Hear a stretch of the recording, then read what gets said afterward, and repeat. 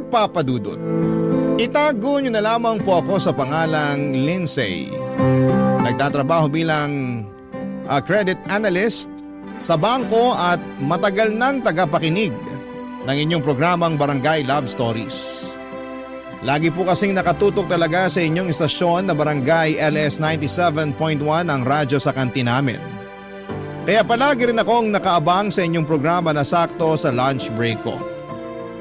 Ang gusto ko nga po palang i-share na kwento ng buhay ko ay tungkol sa naging first boyfriend ko na si Ed. Magkaklase kami noong high school at nasa third year na kami nang maging boyfriend ko siya. Nang mga panahon na yon, Papa Dudut, ay hindi pa ako pwedeng magkaroon ng boyfriend kaya patago pa ang relasyon naming dalawa. Ayaw kasi ng mga magulang ko na masira ang concentration ko sa pag-aaral.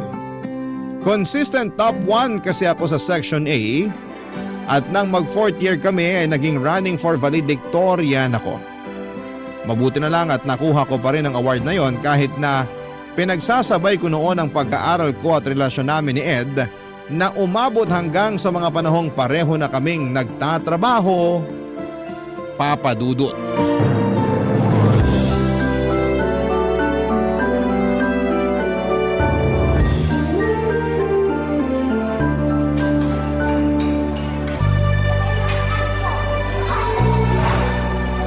Beb, eto na yung pagkain natin. Spaghetti, fried chicken at pineapple juice tong in-order ko para sa lunch natin. Ilalagay ko na tong tray ng pagkain dito sa lamesa. Sige, Beb. Sorry kung ikaw pa talagang umorder para sa lunch natin. Okay lang. Kasi kailangan mo ring tipirin yung huling sweldo na nakuha mo dun sa inalisan mong trabaho. Sana nga makuha ko kaagad ang back pay ko para makapag-apply na rin kaagad ako sa iba. Oh, eto pala yung plato ng pagkain mo. Ilalagay ko na dito sa harapan mo. Salamat, Beb. Baka naman nagkaroon lang kayo ng misunderstanding sa trabaho, Beb. Masyado lang talaga siyang mayabang. Kung alam mo lang sa opisina namin, sa akin palagi mainit ang mata at ulo niya eh. Paano mo naman nasabi yan? Mula kasi nang maregular ako sa trabaho, sa akin niya tinatambak ang mga trabaho na yung iba, hindi naman talaga dapat akong gumagawa. Aba, hindi na nga tama yan. Kaya nga grabe ang inis ko sa tao na yun. Pero bakit hindi mo na lang siya nireklamo sa HR office nyo? Mas matagal ang process kapag nireklamo ko pa siya. Pero kung yun ang ginawa mo, hindi mo nakakailanganing mag-resign. Yaan mo na yun. Kasi makakahanap din naman kaagad ako ng bagong trabaho. Oo nga. Pero kasi parang napapadalas na yata yung hindi mo nakakasundo ang mga nagiging boss mo sa trabaho, bebe. Beb, hindi kaya kailangan mo na mas habaan ang pasensya mo sa trabaho at sa mga boss mo? Anong ibig mong sabihin? Napansin ko lang din na madalas na boss mo ang nagiging dahilan ng pagre-resign mo sa trabaho. Beb, wala sa akin ang problema. Nasa kanila yon. Alam mo naman kung gaano ako kasipag sa trabaho eh. Alam ko yun. Mas madalas ka pa ngang mag-overtime sa akin. Pero ayun nga, napansin ko lang na hindi ka masyadong tumatagal sa mga nagiging trabaho mo. Minamalas din kasi ako sa mga nagiging boss ko. Kung hindi naman dahil sa kanila, hindi ako magre-resign. Basta wala sa akin ang problema, nasa kanila yun. Ay, baka nga nasa kanila talaga ang problema. 80th birthday nga pala ni Lola sa susunod na linggo. Samahan mo kung pumunta dun ha. Bakit naman kailangan pa kitang samahan dun? Dahil boyfriend kita. At gusto ko na makita ka ng ibang relatives ko sa birthday celebration ni Lola. Beb, nakilala ko naman na sila. Kaya hindi mo kailangan na ipakita pa ulit ako sa kanila. Palaging tinatanong sa akin ni na mami kung kailan daw ba ulit kita isasama sa family gathering namin. Pati nga si na tita kinukumusta ka palagi kasi hindi ka nagpapakita sa kanila. Next time na lang, Beb. Alam mo naman na hindi ko masyadong gusto na nakikipag-bonding sa mga kamag-anak mo. Kasi wala silang ibang tinatanong sa akin kundi puro tungkol sa trabaho ko. Kung kailan kita bibilhan ng bahay o kailan kita pakakasalan. Ganun naman kasi talaga ang matatanda. Pagpasensyahan mo na lang sila. Okay lang naman sa akin, pero next time na lang talaga ako pupunta ulit sa inyo. Siguro kapag may trabaho na ulit ako. Sigurado kasi ako na magtatanong na naman sila tungkol doon at ayoko naman na magsinungaling sa kanila. Beb, ano kaya kung mag-aral ka ulit? Mag-aral? Oo, ipagpatuloy mo yung college mo hanggang sa makatapos ka. Bakit ko naman kailangan na gawin pa yon? Dahil kapag nakapagtapos ka ng college mo, mas marami kang job opportunity na pwedeng makita. Sige, pag-iisipan ko yan. Pero mukhang malabo kasi mahihirapan lang ako sa mga gastusin. Huwag ka mag-alala kasi sa oras na magdesisyon kang bumalik sa college, tutulungan kita sa lahat ng gastusin mo, Beb. Papadudot, mahigpit talaga ang mga magulang ko pagdating sa pag-aaral ko noon. Sobrang tutok sila sa akin lalo na ang mami ko na nagtatrabaho bilang principal sa ibang school. Bunso kasi ako sa magkakapatid tapos yung tatlong kapatid ko lahat sila ay successful sa career. At ayaw nila na pumalpak pagdating sa bunsong anak nila. Kaya lahat ng pressure ay nasa akin din noon, Papadudot. Magkabaliktad naman kami ni Ed pagdating sa pag-aaral. Kung anong sipag at tiyaga ko, ayun namang tamad niya na aralin ang halos lahat ng subject namin noong nasa high school pa kami.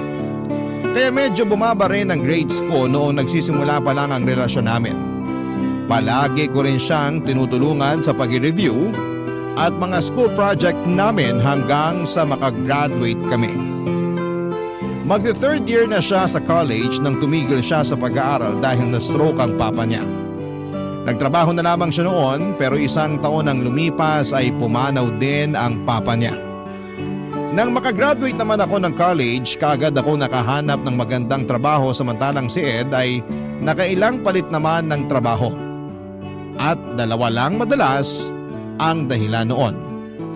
Nag-resign siya dahil nakaaway niya ang boss niya o hindi na-renew ang kontrata niya. Noong 3 taon na akong nagtatrabaho, wala akong mabigat na responsibilidad o gastusin sa bahay. Kaya naman naisipan ko na tulungan si Ed sa pag-aaral niya. At sa huli ay tinanggap niya rin ang tulong na inaalok ko para makapag-aral ulit siya sa college, Papadudot.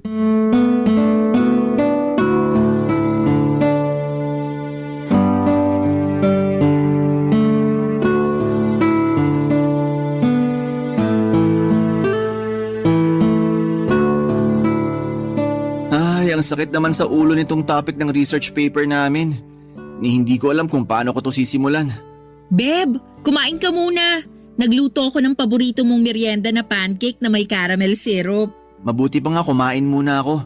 Kasi sobrang sakit na ng ulo ko sa ginagawa ko na to. O eto na ang platito ng pancake para sa'yo. Nagtimpla na rin ako ng pineapple juice kasi alam ko na ito ang gusto mo na kapartner ng pancake. Mabubusog na naman ako nito. Kailangan mo yan para sipagin ka lalong mag-aral. Napapagod na nga ako, Beb.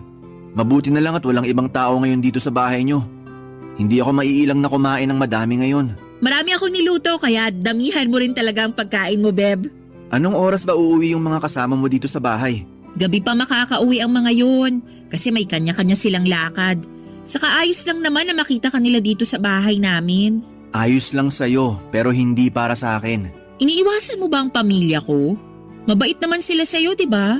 Hindi ko sila iniiwasan at tama ka na mabait sila sa akin. Bakit parang ayaw mo na makita ka nila dito sa bahay? Ano na lang kasi ang iisipin nila? Na tinutulungan mo na nga ako sa mga gastusin sa pag-aral ko tapos nakikikain pa ako dito sa inyo. Beb, hindi naman nila alam na tumutulong ako pagdating sa tuition fee mo. Talaga? Hindi mo sinabi sa kanila na ikaw ang nagbabayad ng tuition fee ko? Oo, ang alam nila. Working student ka.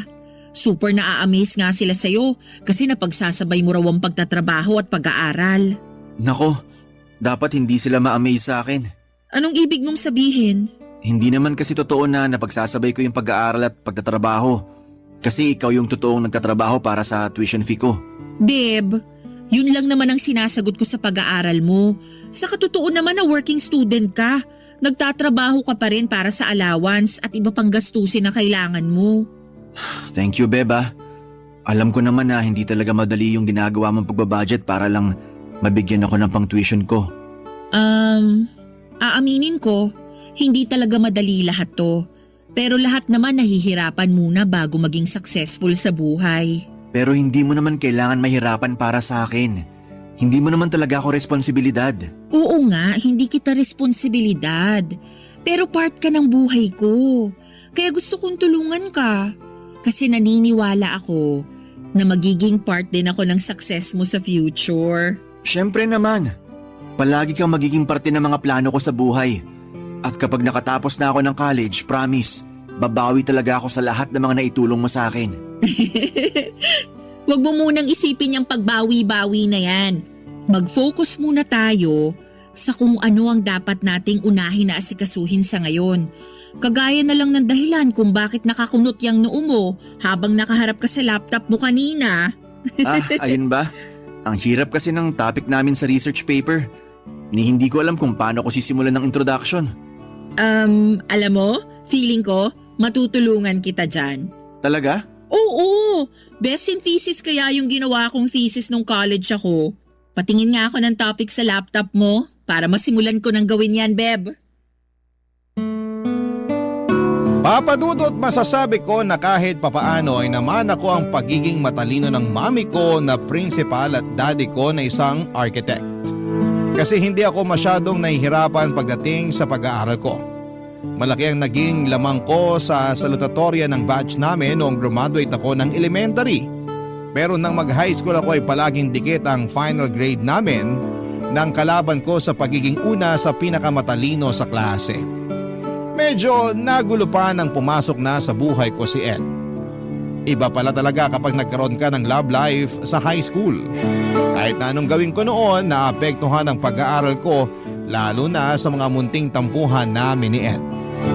Napunta ako sa top 3 noong nasa 3rd year ako pero nabawi ko rin naman ang pagiging top 1 noong nasa 4th year na ako. Siguro kasi ay nakapag-adjust na rin ako kung paano pagsabayin ang pag-aaral ko at relasyon ko kay Ed noon. Kaya kahit nung college, hindi na ako masyadong nahirapan sa pag-aaral dahil nakapag-adjust na nga ako. Nakasama ko si Ed, Papa Dudut. Barangay Love Stories. Barangay Love Stories. Papa Dudut ang dahilan kung bakit gusto kong tulungan si Ed. Sa pag-aaral niya ay para na rin sa future naming dalawa. Alam ko kasi na mas magiging maganda ang future niya kapag nakapagtapos siya ng kolehiyo. At syempre kasama ako sa future niya, gusto ko na sabay kaming umangat na dalawa. Dahil ako ang naunang umangat, ako yung dapat na mas tumulong sa kanya. Nung una talaga ay ayaw niya dahil ilang taon na siyang huminto sa pag-aaral at masyado na raw siyang matanda. Ang sabi ko naman ay walang edad pagdating sa pag-aaral. Lalo na kung porsigido kang matapos ito. Matagal din bago siya nakumbinsing pumayag na tanggapin ang tulong ko. May trabaho na rin siyang panggabi noon sa isang convenience store. Ang usapan namin ang sweldo niya ang magiging allowance niya at gagamitin sa iba pa niyang mga gastusin. Pero ang buong tuition fee niya ay ako na ang sasagot. At kagaya ng nabanggit ko kanina na medyo tamad si Ed pagdating sa pag-aaral niya, madalas ko siyang tinutulungan noon lalo na sa mga research paper na kailangan niya. Papa Dudut.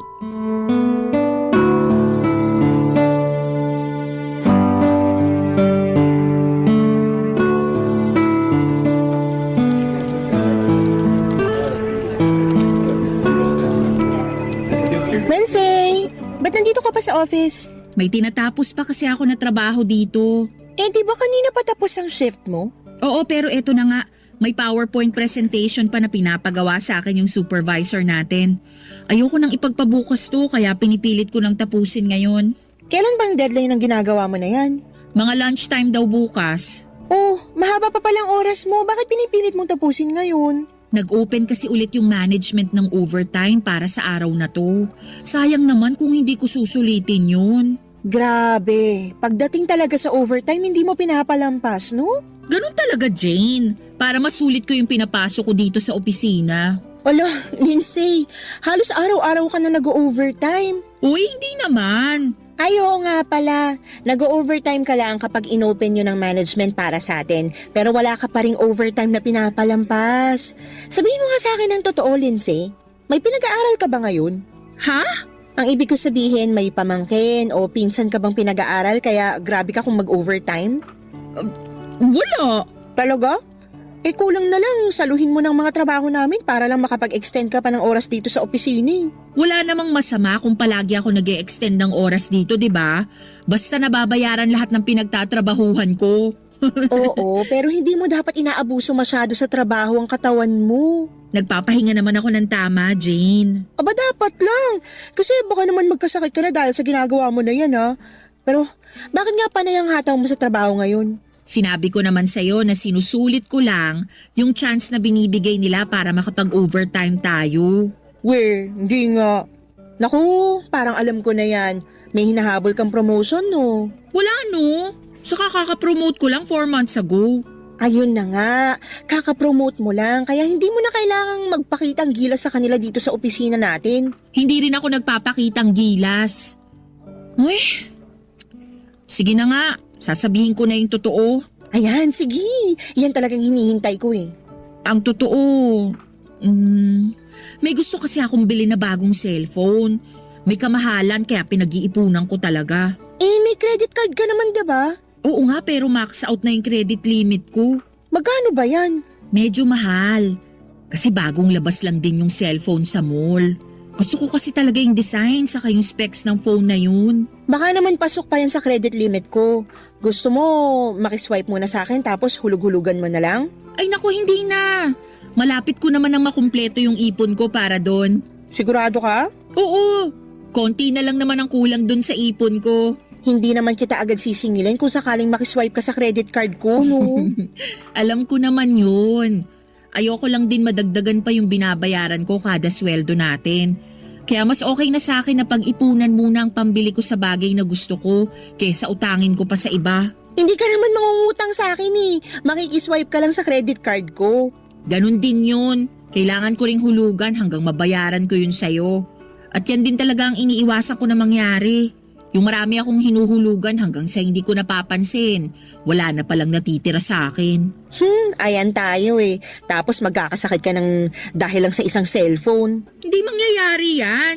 Nagpapahinga naman ako talaga kapag kailangan na ng katawan ko. Kaya wag mo na akong isipin, Jane. Ayos lang talaga ako. At nag-e-enjoy ako sa lahat ng overtime na ginagawa ko dito sa opisina.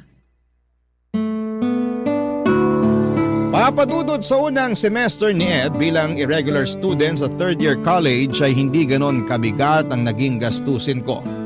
Lalo na at bago lang din noon si Ed sa trabaho niya kaya masipag siyang pumasok.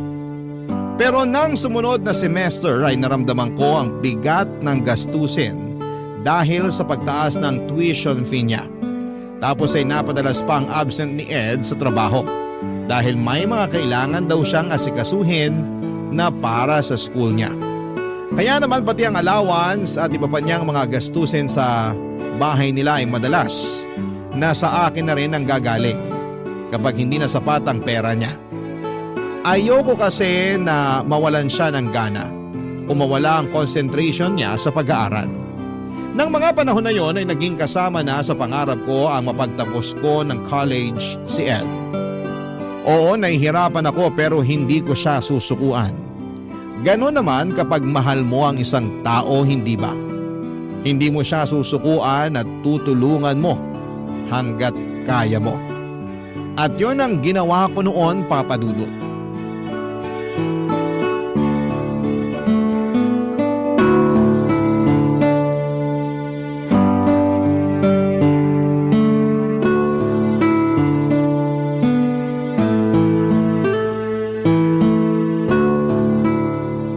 Paano ko ba i-explain ang part na to ng research paper ni Ed? Kailangan ko yata maglagay ng mga sample para maging mas malinaw ang explanation ko. Beb, tapos ka na ba sa ginagawa mo dyan sa research paper ko? Hindi pa nga, bebe. Hindi ko pa rin nagagawa yung pinaka-conclusion saka yung explanation sa isang part dito ng topic nyo. Mamaya mo na lang siguro ituloy yan. Magpahinga ka muna. Eto, may dala akong banana Q na binili dyan sa labas ng bahay namin. Ayan, salamat! Baka kailangan ko na rin talaga na kumain ng matamis para mas makapag-isip ako ng maayos mamaya. Alam ko naman na kaya mong tapusin yung research paper ko. Tsaka sa susunod na araw pa naman ang deadline yan kaya mahaba pang oras mo para gawin yan. Medyo nahihirapan nga ako kasi kakaiba ang topic ninyo ngayon. Kayang-kaya mo yan, Beb. Palagi kayang matataas ang grades ko dahil sa mga research paper na ginagawa mo para sa akin. Kaya sigurado ako na matatapos mo rin kaagad yan. Buti nga, na-explain mo ng maayos sa mga professor mo yung mga ginawa kong research paper nung nakaraang semester. Kinakabahan ako kasi baka mamaya masyadong malabo yung ginawa kong explanation para sa'yo. Sobrang linaw kaya naintindihan ko rin kaagad lahat. Kinakabisado ko talaga, lalo na yung mga key points. Kaya nasasagot ko ang bawat tanong ng mga professor ko. Ang galing mo namang magkabisado. Hindi ko naman magagawa yun kung hindi dahil sa'yo. Tsaka alam mo ba, pinagmamalaki kita palagi sa mga kaklase ko. Talaga? Ano namang sinasabi mo sa kanila tungkol sa akin? Kung gaano kaganda, kabait, kasipag at katalino ang girlfriend ko. Kaya napakaswerte ko na akong pinili mo na maging boyfriend, Beb. Grabe, baka naman maniwala sila masyado sa mga sinasabi mo sa kanila tungkol sa akin. Ano naman? Totoo naman lahat ng sinabi ko na yun tungkol sa'yo. Na maganda ka, mabait, masipag at matalino. Alam mo, kainin na lang muna natin yung banana Q na binili mo. Baka matunaw na yung asukal nito dahil sa tamis na mga sinasabi mo dyan. Sige, eto na yung stick ng banana Q mo, Beb. Thank you, Beb. Beb, may itatanong sana ako. Ano yun? Baka pwedeng dagdagan mo yung allowance ko sa susunod na linggo? Medyo kinukulang na rin kasi yung binibigay mo sa akin. Pero 'di ba, nakakasweldo ka pa naman dun sa part-time job mo? Oo, pero nahihirapan na rin kasi akong pagkasyahin yun sa totoo lang. Alam mo na, may iba rin ako na kailangan pagkagastusan dito sa bahay namin. Hindi ako pwedeng hindi mag-share sa mga gastusin dito. Sa bagay, may point ka naman sa sinabi mo. Tapos madalas absent ako sa work ko gawa ng mga klase ko at group project. Kaya hindi ko rin nakukuha ng buo yung sweldo ko. Ay, pasensya na talaga kung masyado na akong nagiging pabigat sa'yo ha. Ayos lang, Beb, wag mong isipin yun. Alam ko naman na mabigat talaga yung ginagastos mo sa tuition fee ko. Tapos eto, dadagdag pa yung allowance ko sa kailangan mong isipin. Sobrang nahihiya na talaga ako sa'yo. Kung may iba lang na pwedeng tumulong sa akin. Kaya nga nandito ako para tulungan ka, Beb. Kaya wag mo nang isipin yon. Ako nang bahala para sa'yo. Papadudot nahihirapan na rin talaga ako sa lahat ng ginagawa ko para kay Ed. Lalo na noong pati allowance niya ay ako na rin ang nagbibigay. Yun yata ang unang pagkakataon na grabe ang overtime ko sa pagtatrabaho. Napansin na nga yun ni Jane at madalas akong binibiro na parang may anak na ako. At kung kumayod sa pagtatrabaho ay parang pamilyado. Sinasabi ko na lamang palagi na may pinag-iipunan kasi ako at may gusto akong bilhin na bagay. Sobra din ang pagtitipid ko noon sa sarili ko lalo na kapag humihingi si Ed ng extra na pera. Hindi ko naman siya pwedeng hindi bigyan kasi wala siyang ibang pwedeng kuhanan ng pera. Mula nang pumanaw ang tatay niya, ang dalawang kapatid lang niya ang kasama niya sa bahay. Wala na rin kasi siyang nanay at hindi suportado ng mga kapatid niya ang pag-aaral niya. Ako lang ang pwede niyang asahan noon. At nangako ako sa sarili ko na hindi ako mapapagod. Na maging dahilan ng pag-angat ng lalaking pinakamamahal ko, Papa Dudut. Barangay Love Stories. Barangay Love Stories. Papadudot, pakiramdam ko ay bigla akong nagkaroon ng anak sa laki ng responsibilidad ko mula nang tulungan ko si Ed na makabalik sa pag-aaral niya. Doon ko mas na-appreciate yung ginawang pagpapaaral sa akin ng mga magulang ko. Grabe pala talaga yung gastos. At pagod sa ganong sitwasyon tapos ay nadadagdagan pa yon yung pagod na yon sa tuwing nagpapatulong si Ed sa mga research o report paper niya. Pakiramdam ko rin talaga ay para akong bumalik sa college dahil sa paggawa ko ng mga kailangan ni Ed sa klase niya. Para kong pinag-aaral ang sarili ko dahil ako ang gumagawa ng halos karamihan sa mga kailangan niya para ipasa. Ang sabi kasi ni Ed, hirap talaga siyang intindihin ang mga topic nila sa major subject. Kahit na anong aral o basa raw ang gawin niya, hindi raw yon pumapasok sa utak niya. May mga oras din na tatawagan niya pa ako sa trabaho para lamang mag-follow up ng research paper na pinapagawa niya. At may ilang beses pa na yung research paper na yon ay para sa grupo niya. Isang group sila na dapat gumagawa noon pero dahil alam ni Ed na matalino ako at kaya kong gawin yon ay pinapaubaya niya sa akin ang bagay na yon. Palagi naman silang nakakapasa dahil sa ginagawa kong effort. At sapat na yon noon para kahit papaano ay mabawasan ang pagod na nararamdaman ko. Dahil nakikita ko noon na may patutunguhan ng effort na ginagawa ko, papadudot.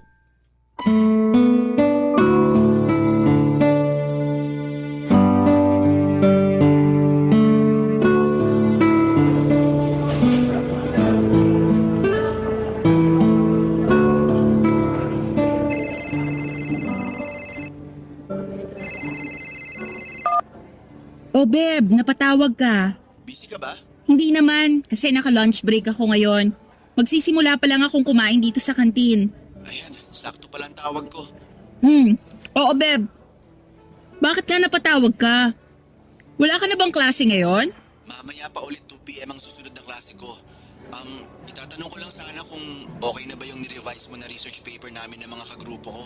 Hala, oo nga pala. Kailan mo nga sinend yun sa email ko, Beb? Kahapon pa. Hindi mo pa rin ba yun na-check hanggang ngayon? Pasensya na, Beb. Nag-overtime kasi ako kahapon kaya late na rin ako nakauwi.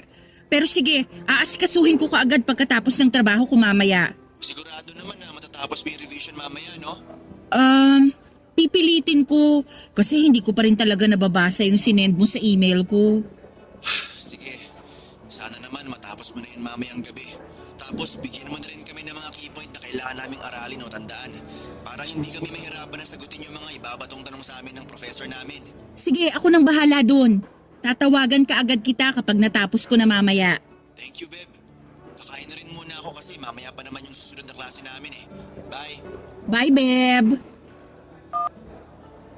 Ay, Uy, Lindsay, tapos ka na mag-lunch? hindi pa. Medyo kasi simula ko pa lang din kumain dito. Buti naman kasi akala ko wala na ako makakasabay na mag-lunch eh.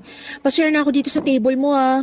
Ano pala yung pagkain mo? Bumili lang ako ng pork adobo at saka half rice. Nax, diet ang friend ko. Sira, hindi ako nagda-diet. Busog pa rin kasi ako dahil dun sa kinain ko na tinapay kaninang umaga. Ang bilis mo namang mabusog. Kaya ka hindi agad tumataba eh. Hindi kagaya ko na mayat maya nakakaramdam ng gutom. Uy, ilang taon na nga lang pala mag-aaral yung boyfriend mo? Nahabol na niya yung mga minor subject na naiwan niya. Kaya pagkatapos ng semester na to, siguradong 1 taon na lang makakagraduate na siya. Alam mo, napakaswerte mo dyan sa boyfriend mo. Bakit mo naman nasabi yan? Kasi sobrang sipag niya. Kitang-kita na marami siyang pangarap para sa sarili niya at para sa inyong dalawa. Hindi niya naman igagapang yung pag-aaral niya kung wala siyang plano sa buhay, 'di ba? Oo, tama ka dyan sa sinabi mo. Grabe nga yung tiyaga niya na pagsabayin ng pag-aaral at pagtatrabaho. Aba, hindi biro na gawin yun ah. Yung mag-aaral nga lang sobrang hirap na tapos sasabayan ko pa ng trabaho. Siguro, sobrang proud ka dyan sa boyfriend mo. Oo naman, syempre. Proud ako sa lahat ng ginagawa ni Ed. Naku, dapat lang kasi sobrang bihira na yung ganyang lalaki. Yung iba kasi, kapag tumigil na ng ilang taon sa pag-aaral, tinatamad na talagang bumalik para tapusin yun eh. Sigurado ako na ikaw yung naging inspirasyon niya para bumalik ulit sa pag-aaral at tapusin yung college niya. Kapag nakagraduate na siya at nakakuha ng mas magandang trabaho, pwede na kayong magpakasal. Magpapakasal talaga agad? Oo naman, doon din naman kayo pupunta eh. Sigurado rin ako na mas maganda na ang buhay na may bibigay niya sa'yo. Kaya wag mo nang pakakawalan yung boyfriend mo ah. Dahil baka mahirapan ka nang makahanap ng kagaya niya, Lindsay. Papadudot walang sino man sa mga kaibigan ko o kakilala naming pareho ni Ed ang nakakaalam na ako ang nagpapaaral sa kanya. Hindi naman sa kinakahiya ko ang bagay na yon pero sigurado kasi ako na hindi nila ako maiintindihan. Ayoko na husgahan nila ang ginagawa ko lalo na ang boyfriend ko. Bago ko pag-aralin si Ed, kapag sinasama ko siya sa family reunion ay madalas na tinatanong siya ng mga magulang ko tungkol sa trabaho niya. Legal na rin kasi ang relasyon namin noon. At may trabaho na ako kaya ayos na sa mga magulang ko na magkaroon ako ng boyfriend.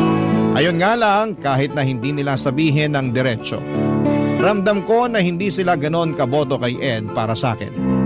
Noong malaman ni na daddy na hindi nagkaroon ng regular na trabaho si Ed ay palagi nilang sinasabi na mas mabuti pa rin tapusin niya ang pag-aaral niya. Magkakaroon siya ng mas maayos na trabaho kapag naging college graduate siya. At sa totoo lang, yun din ang nagtulak sa akin para tulungan siyang makabalik muli sa pag-aaral. At dahil walang sino man ang nakakaalam na ako ang nagpapaaral sa kanya ay sobrang humahanga ang karamihan kay Ed. Dahil ang buong akala nila ay pinag-aaral ni Ed ang sarili niya, Papa Dudut.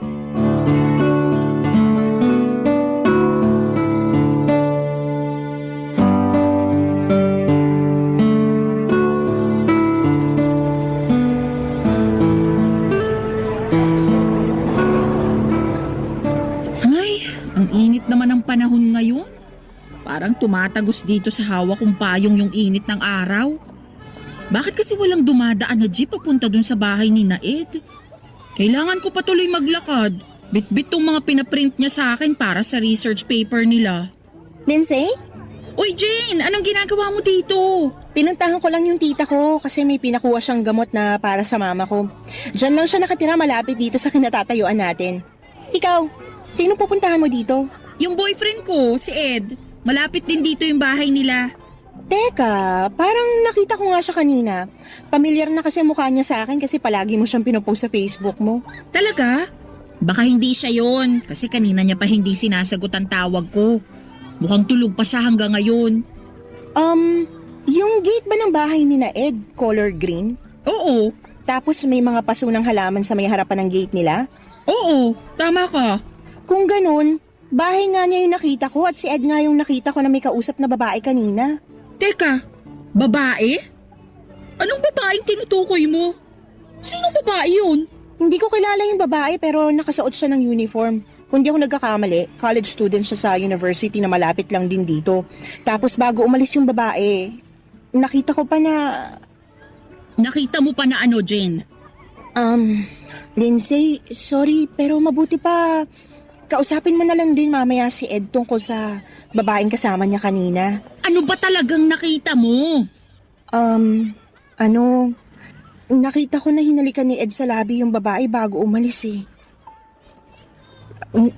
Lindsay, kailangan ko na rin umalis. See you na lang bukas sa office ha. Bye!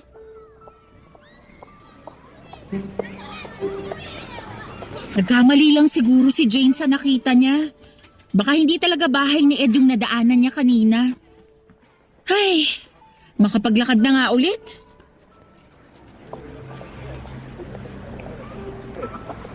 Teka, si Ed yung nakatayo sa may labas ng bahay nila ah. Hawak niya pa yung cellphone niya na parang may kausap siya. Samantalang hindi niya sinasagot ang mga tawag ko kanina. Ay, lapitan ko na nga yung gate ng bahay nila. Beb! Beb! Beb, nandiyan ka na pala. Sandali lang, bubuksan ko yung gate. Bukas na yung gate. Lika, pasok ka na. Sige, salamat. Sino palang kausap mo sa cellphone? Yung kaklase ko lang.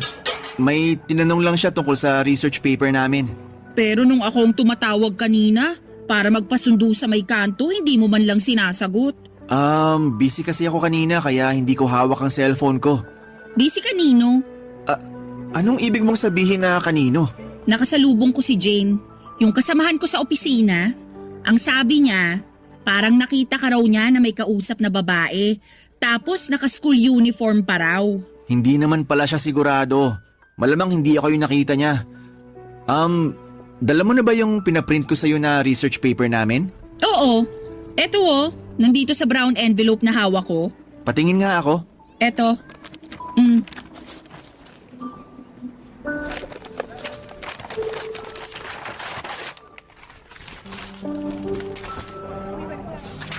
Beb, Nasaan yung key points na kailangan naming aralin para sa research paper na to?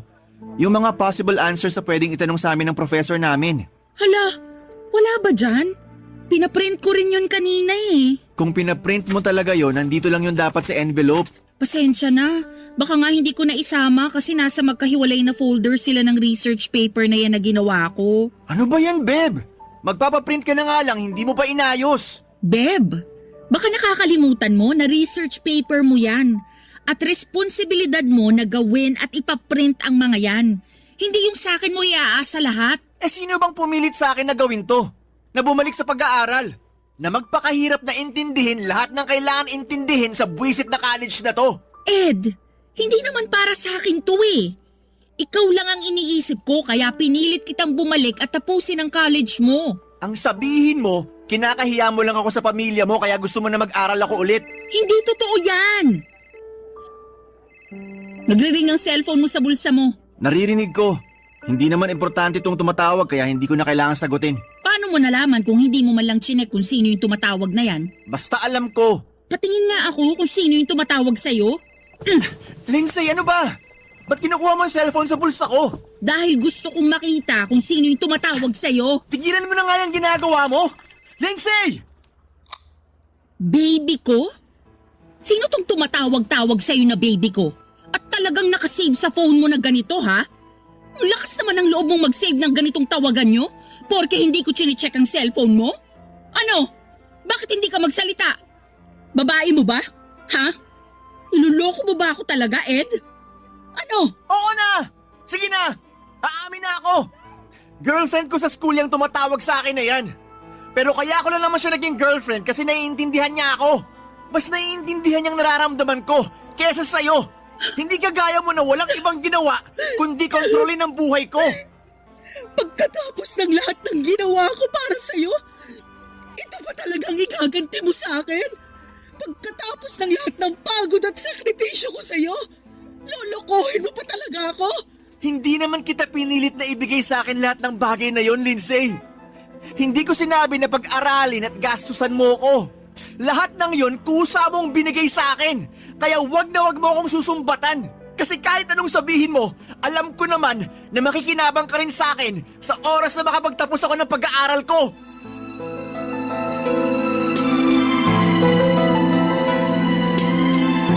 Papadudot, hindi ko alam na minamasama na pala ni Ed yung pagtulong na ginagawa ko noon para sa kanya. Pakiramdam niya pala ay masyado ko nang kinokontrol ang buhay niya. Kahit ang totoo ay hindi lang naman to para sa future naming dalawa kung hindi para din talaga sa sarili niya. Si Ed naman talaga ang nagbe-benefit sa huli sa mga ginagawa kong pagpapaaral sa kanya.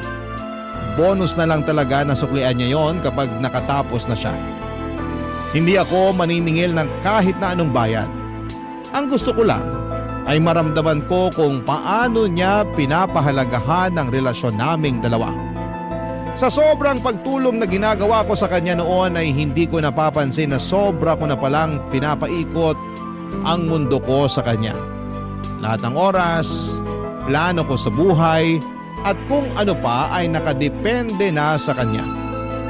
Dumating ako sa point noon na parang hindi ko na alam kung paano mabubuhay nang hindi siya kasama. Kaya nga gusto ko siyang umangat, gusto ko na kahit na hindi niya mapantayan kung ano man ang narating ko, ay magkaroon siya ng sarili niyang achievements sa buhay. Kaya pilit kong ginapang ang lahat para sa pag-aaral niya, Papadudot. Pero hindi ko inaasahan ang magiging kapalit ng lahat ng ginawa kong sakripisyo noon para kay Ed. Na magagawa niya pa akong lokohin sa kabila ng ginawa ko para sa kanya. Sa kabila ng lahat ng naging pagmamahal at sakripisyo ko. Papadudot, ayokong manumbat pero hindi ko na rin napigilan ng sarili ko. Ang gagawin niya na lang kasi para sa akin ay ayusin ang pag-aaral niya at maging tapat sa relasyon naming dalawa, ayun na lang pero hindi pa niya ginawa. Nang araw na yon ay tinapos ko na rin ang relasyon naming dalawa ni Ed. Hindi ko na kayang tiisin lahat ng ginagawa niya sa akin.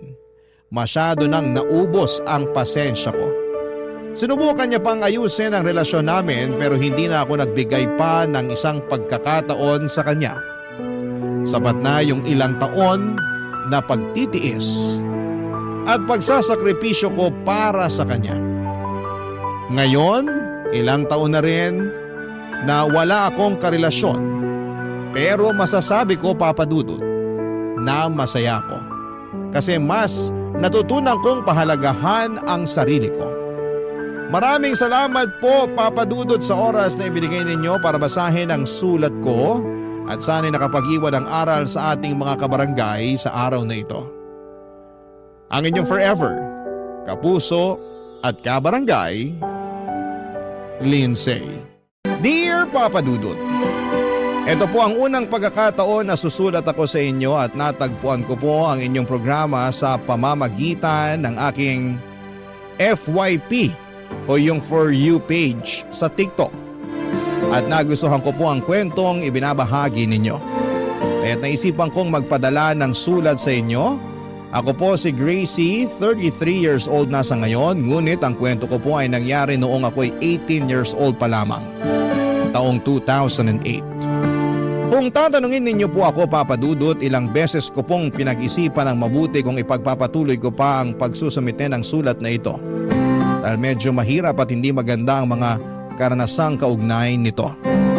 Tiyak po ay may mga pagkakataong natutokso kung itigil na lang ang pagpapadala ng sulat na ito, pero napagtanto ko rin po na siguro ay mas mabuti ng may ibang tao na makarinig ng kwento ko. Lalo na't 15 years na ang nakalipas mula nang mangyari ang lahat ng ito. Matagal ko na pong bitbit ang bigat na nararamdaman ko at hanggang ngayon ay hindi pa rin po nawawala sa isipan ko at puso ko ang mga pangyayaring yon. Nagsimula po ang lahat ng maging mag-best friend kami ng kaklase ko noong first year high school, si Megan. Sa totoo lang po ay sobrang arte at taray ko noon. Tapos siya'y tahimik at mainhin pero pareho kami ng itsura. Maganda at maamo ang mukha. Kaya siguro kami naging magkaibigan. Noong second year kami ay hindi ko na namamalayan na naiimpluwensyahan ko na pala siya. Hindi na siya ganong kainhin at natutunan na niyang ipahayag ang nararamdaman. Yun nga lang minsan ang mga sinasabi namin ay medyo nakakasakit na sa ibang tao. To the point na nagiging bully na kaming pareho. Nagtuloy-tuloy po ito hanggang sa nakatungtong na kami sa college. Nakakayamang aminin pero hindi ko na po mababago ang mga nangyari. Meron po kaming isang kaklase ni Mega noong first year college kami na palagi naming tinutokso, si Jenny. Tinutokso po namin siya dahil hindi pasok sa beauty standards ng karamihan ang kanyang itsura. At dahil na rin siguro sa pagiging teenager namin, hindi namin naisip ang epekto ng mga salitang binitawan namin. Sa totoo lang ay wala kaming pake kung nasasaktan siya at sa mga panahong yun ay parang laro lang sa amin ang lahat.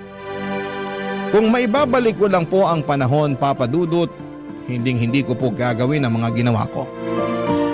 Hindi ko po hahayaang makaranas siya ng ganong klase ng pang-aapi. At sana'y napagtanto ko na noon pa lamang kung gaano kasakit ang tinutokso at binabaliwala ng iba. Pero gaya nga ng sinabi ko po ay hindi ko na mababago ang nakaraan. Ang tanging magagawa ko na lamang po ay tanggapin ito at magsikap na matuto mula sa mga pagkakamali ko noon, Papa Dudut.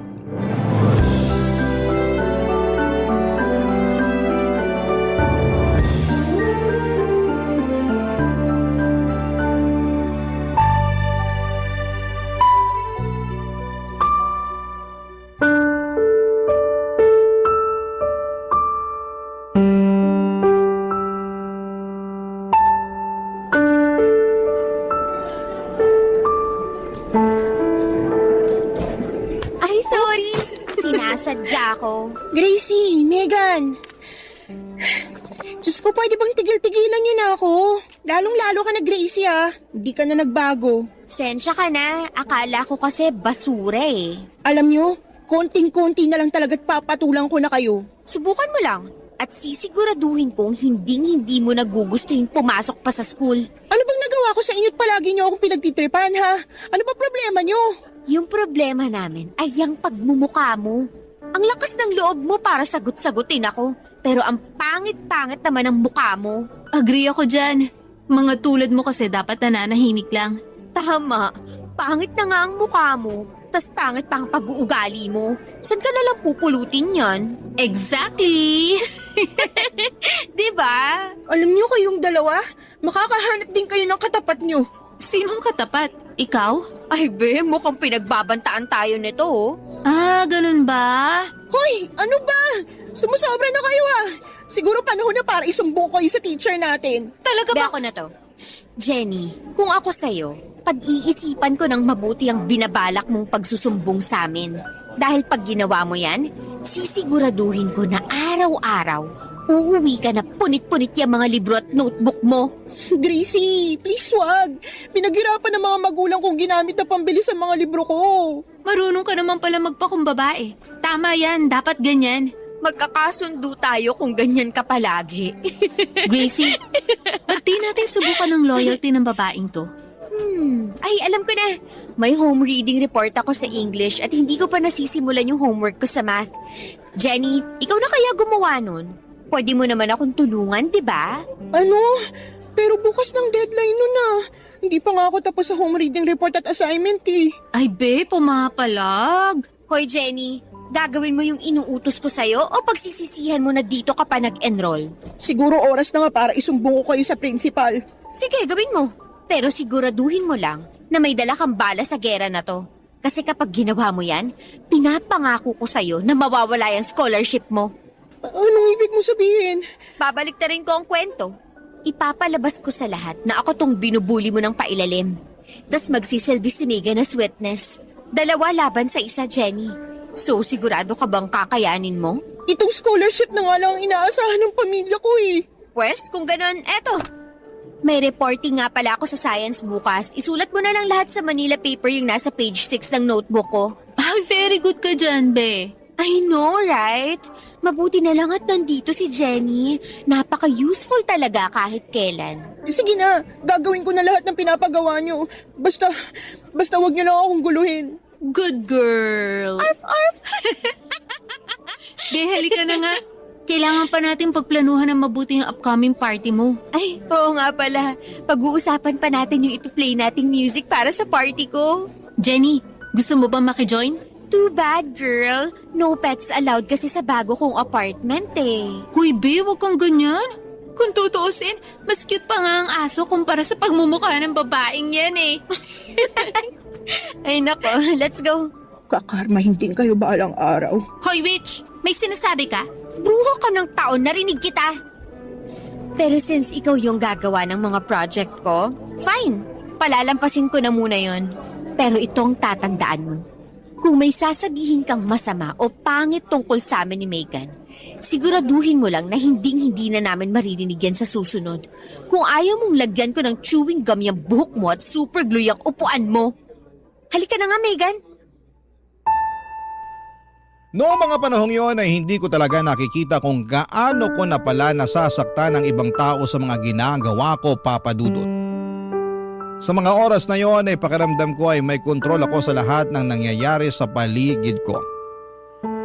Tuwing may napapasunod akong tao sa mga gusto ko ay parang ang taas ng tingin ko sa sarili ko. Pakiramdam ko ang lakas ko at parang napaka-powerful ko kasi kaya kong gawin ang lahat ng gusto ko at makuha ang lahat ng gusto ko. Para bang tuwing magagawa ko yung mga bagay na gusto ko ay feeling ko mas mataas ako kesa sa kanila. Ang mga tao ay para bang sila yung mga tools na pwede kong gamitin para mapatunayan sa sarili ko na may power ako. Lalo na kapag hindi agad-agad sumusunod ang isang tao. Doon ako nakakaramdam ng mas malaking challenge. Parang gusto ko pa silang subukan hanggang sa wala na silang magawa kundi ang sumunod. Ginigiit ko pa talaga. Ginagawa ko ang lahat ng paraan hanggang sa bumigay na sila. Akala ko noon, Papa Dudut, eto ang paraan para mapatunayan ko na may lakas at halaga ko. Pagkatapos ng usapan namin ni Jenny ay napagdesisyonan kong magpa-party sa bago kong apartment. Sobrang saya ko noon kasi nararamdaman kong malaya ko. Nagagawa kong lahat ng gusto ko, walang pumipigil sa akin kasi nga yung mga magulang ko ay nagtatrabaho abroad. Kaya't ako lang ang namamahala sa bahay. Pinapadalhan lamang nila ako ng pera para sa allowance sa tuition ko. Kaya parang wala na akong iniintindi kundi ang mag-enjoy at mag-party. Ang feeling ko noon ay walang makakapigil sa akin at ang saya-saya ko na walang restrictions. Kaya naman todo enjoy ako at feeling ko ay parang ang saya ng buhay ko. Sobrang excited ko noong gabing yon kasi halos 20 kaibigan ko ang in-invite ko. At syempre kasama doon si Megan, yung pinaka-close kong kaibigan. Nagpa-games ako, nagpainom at halos lahat kami ay super saya, papadudot. Walang tigil ang tawanan at kwentuhan. Ang ingay namin sa apartment pero parang okay lang dahil lahat kami doon ay parang walang pakialam sa mundo. Walang iniintindi kundi ang mag-enjoy at magsaya sa gabing yon. Ang saya ng atmosphere kasi feeling ko ay nasa tuktok ng mundo ako. Parang walang makakatalo sa saya namin. Pero ang hindi ko alam habang nag-e-enjoy ako sa gabing yon ay doon pala magsisimula ang isang pangyayari na magpapabago sa buong buhay ko.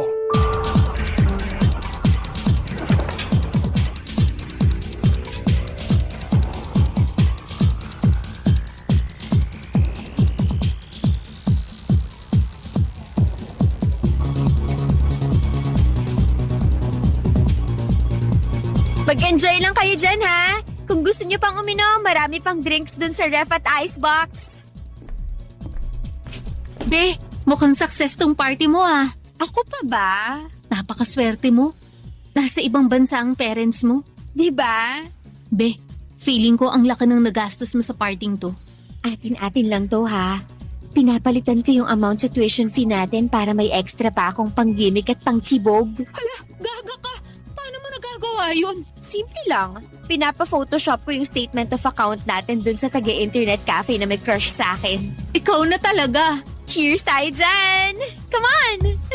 Be, ano yun? Naku, kapitbahay mo yata yan. Ay, oo. Yan yung matandang nakatira sa tabi ng apartment ko. Nakita ko siya nung first day ko dito. Nag-iisa lang yan, walang kasama sa apartment. Parang wala naman yatang magawa si Lola. Hayaan mo na, titigil din yan. Anyway, balik tayo. May gusto pala sa akin yung nakabantay sa internet cafe, tapos... Hala, galit na yata. Be, hinaan na lang kaya natin yung music. Tapos ano? Magiging boring tong party ko dahil lang sa kapitbahay ko na nuknukan ng killjoy? That's it! Hoy, saan ka pupunta? Pagsasabihan ko lang yung matandang yan. Palibasa hindi nakaka-relate si Lolang uugod-ugod sa mga parties tulad nito. Ano ka ba? Wag na. Dito ka na lang. Pahinaan na lang natin yung music para wala nang gulo. Kung natatakot ka sa matandang yon, pwes ibahin mo ako. Dito ka lang, magtutuos kami ng bruhang yan. Check mo na lang yung ref kung marami pang beer. Tatamaan na talaga sa akin yung matandang yan. Uy, ano to, ha? Nakakatanggap pa rin ata ng love letter si Lola hanggang ngayon. In fairness sa matandang yun, may asim pa. Mabuksan nga. From blah blah blah. Contact number. Ay, alam ko na. Huli ka, Balbon.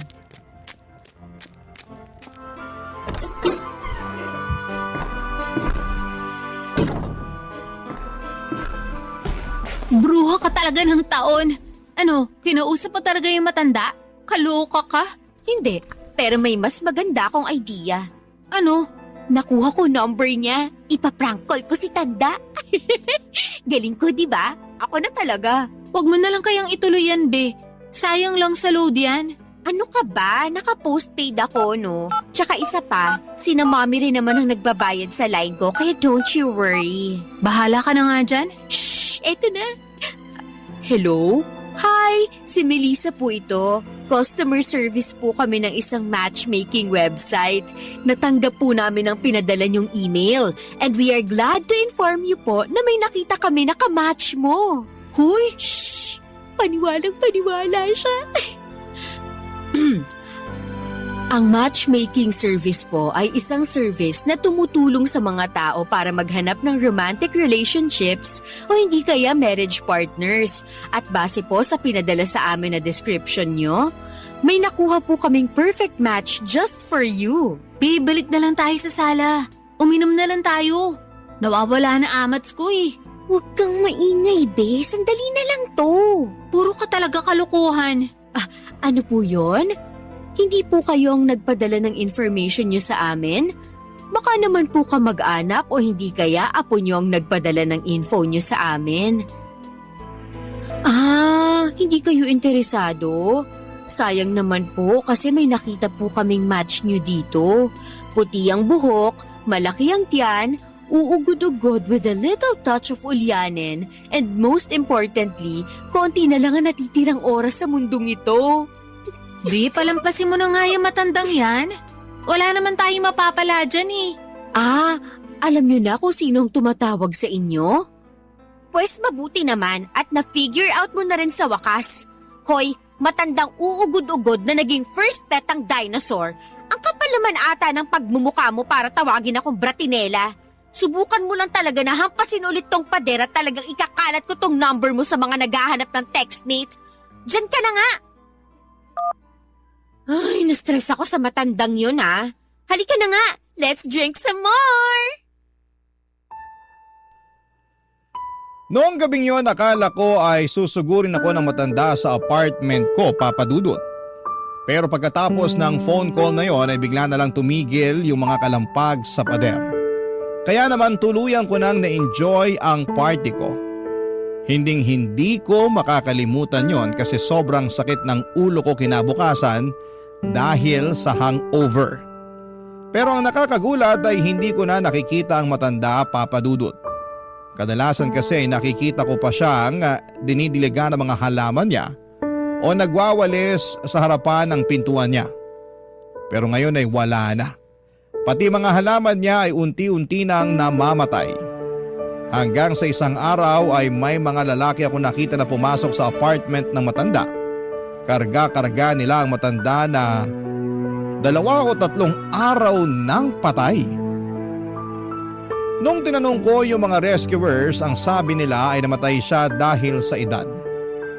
Parang tinamaan ako sa sinabi nila. Hindi ko na alam kung ano ang nararamdaman ko noon pero kinilabutan talaga ako.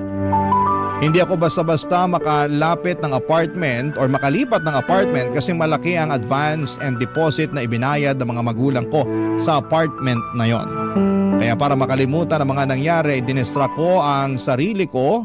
Parati ako nagpapatugtog ng happy music, naka-on-air parati ang TV, lagi ako nakikinig ng Barangay LS at lagi may kausap sa cellphone. Para hindi ko na maalala yung takot na nararamdaman ko. Nawala na nga yung kapitbahay ko. Hanggang isang araw ay naka-receive ako ng text messages. Noong una akala ko ay prank lang mula sa isang walang magawa. Pero yung mga mensahe parang may koneksyon. Mga salitang magpakabait ka na. Hindi maganda yung mga nagawa mo. At may panahon ka pa para magbago. Kinilabutan ako, Papa Dudut. At lalong mas kinikilabutan tuwing binabasa ko yung mga text. Para bang may malamig na hangin na dumadaan sa katawan ko. Na parang nagpatigil sa lahat ng galaw ko. At biglang may kumalabit sa likod ko. Yung pakiramdam na parang may presensya na nakatayo sa likuran ko. Pero paglingon ko ay wala naman akong makita. Yung kilabot na sumanib sa katawan ko ay parang hindi ko matanggal. At tumagos sa buto ko. Barangay Love Stories. Barangay Love Stories. Papa Dudut, hindi po ako yung tipo ng tao na basta-bastang naniniwala sa mga multo. Kinausap ko na si Megan tungkol sa mga disturbing na text messages na natatanggap ko. Sinabi niya na i-block ko na lamang yung number para hindi na ako maharas. Pero tuwing binablock ko ito ay may natatanggap pa rin akong parehong klase ng mensahe. Pero galing sa iba't ibang phone number at tuwing sinusubukan kong tawagan yung number na nagpapadala sa akin ng mga strange messages ay hindi na rin po ito na ko-contact. Hindi ko rin kayang palitan or itapon ang SIM card ko ng panahong yon. Kasi naka-postpaid ako o mas kilala noon bilang Line noong 2008. Pareho naming naisip ni Mega na isang tao lamang ang may pakana ng lahat ng ito. Si Jenny. Binabalikan niya kami at ginagantihan kami sa lahat ng mga pang-aapi na nagawa namin sa kanya. At syempre naisip din namin kung paano niya nakuha ang number ko. Kasi syempre hindi ko naman siya binigyan ng number ko. Pero nang nag-usap kami na pagtanto namin ni Megan na may social media si Jenny noong mga panahon na yon at madalas pa naming nilalagay ang mga phone number namin sa social media para makahanap ng textmate o sumali sa mga text clan. Hindi nga kami friends ni Jenny pero public naman ang mga info ko sa social media. Nagtaka kami kung paanong posibleng nalaman ni Jenny ang nangyari sa matanda na kapitbahay ko. Noong una ay hindi ko rin alam kung paano niya makukuha ang impormasyon kaya pareho kaming nag-isip ni Megan. Nang mag-usap kami ng masinsinan ay napagtanto namin na sumabog nga sa balita yung nangyari sa matanda at lahat ng detalye pati ang buong insidente ay naging headline ng mga panahong yon. At ang mas nakakaloka pa ay dinisclose ng mga reporters ang address ng matanda sa mga balita. Kaya kahit sino pati na si Jenny ay maaaring malaman kung saan ako tumitira. At nang dahil na rin sa party. Sobrang pikon ako nang maisip kong si Jenny pala yung posibleng nagte-text sa akin. Ang isang babae na dati hindi ko iniisip na makakahanap ng paraan para balikan ako.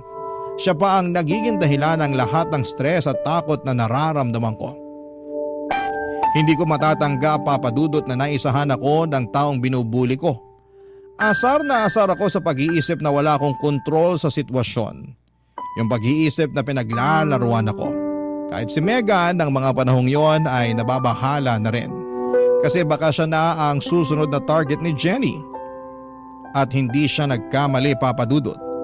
Kasi mga 2-3 araw lang matapos kong makatanggap ng mga weird na text messages, tinawagan ako ni Megan at sinabi niya sa akin na nakakatanggap na rin siya ng mga mensahe na nagpapahiwatig tungkol sa nangyari sa matanda kong kapitbahay na namatay. Pareho kami ng nararamdaman, takot at pagkabahala.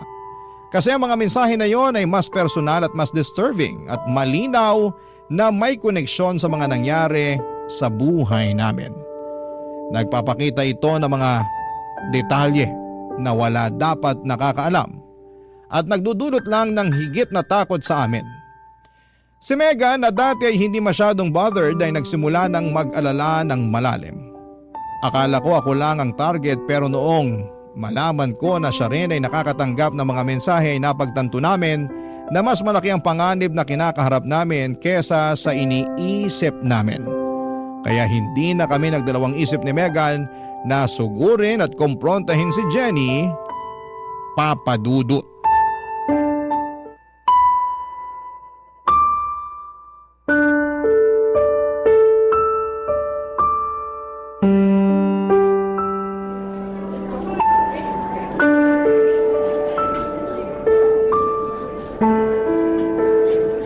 Hoy babae, saan ka pupunta?